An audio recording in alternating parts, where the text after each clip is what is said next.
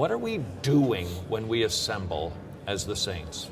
Well, this is where I'm going to turn it back on its head. In most churches in America, if I walked in, I wouldn't know what they were doing, to be honest with you, because we have left behind the doctrine of sola scriptura in the church.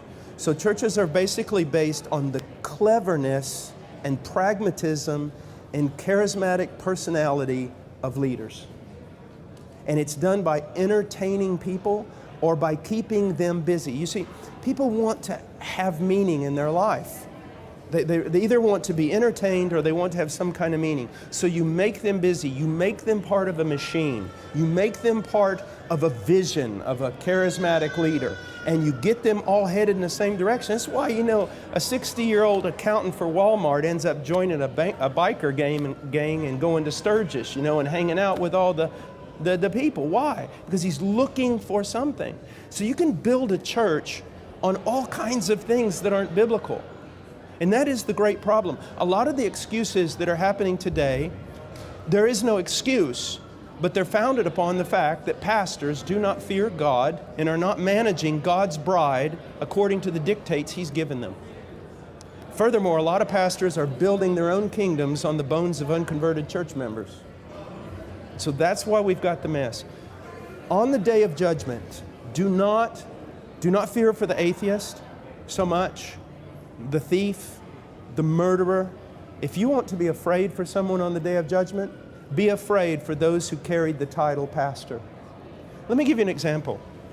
I gave this example last night. Let's say that a king had a bride. He loved her. He dressed her in white. She was pure and precious to him, and the people admired her for her virtue, for her merit. And the king has to go on a long journey, and so he tells his steward, he calls his steward in and he says, here are the directions, and you are to care for my bride. You do not deviate from this, not one jot or tittle, and when I come back you'll be rewarded, or I'll come back and you will be severely punished. Keep this book, these instructions with regard to her. Well, after a few years, this steward realizes that the people are losing their loyalty in the king, and they're no longer concerned about the bride because, well, she's just prudish. She's old-fashioned. So he takes her and takes off her beautiful white garment and replaces it with something really sensual, paints her face like a prostitute, and then marches her up and down the kingdom and uses this new look to attract carnal men back into the kingdom.